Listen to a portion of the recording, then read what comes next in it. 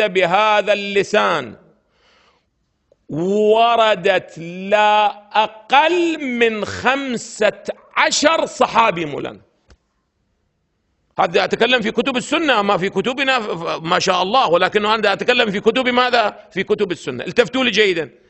إذن الطبقة الأولى من الحديث عددهم مش قد مولانا؟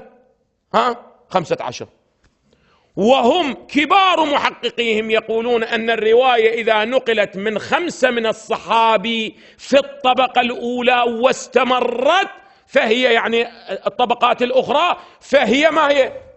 فهي متواترة، فهي قطعية الصدور. فما بالك إذا صدرت ماذا؟ من 15 صحابي. هذا أولا.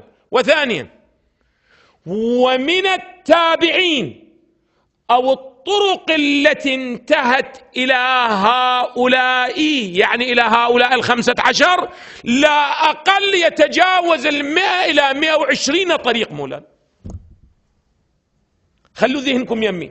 ولهذا بعد الإنسان مو يحصل له اطمئنان، يحصل له قطع بماذا؟ بصدور هذا المضمون من النبي الأكرم صلى الله عليه. مو طريقين، يتجاوز 100 طريق. هسه بعضها صحيح بعضها مو صحيح، مو مهم، المهم ماذا؟ 120 طريق. ولذا لم أجد أحد من علماء المسلمين شكك في هذه الرواية أبدا. حتى ابن تيمية اللي شكك في رواية الغدير بعد لم يستطع أن يشكك ماذا؟ في رواية 12.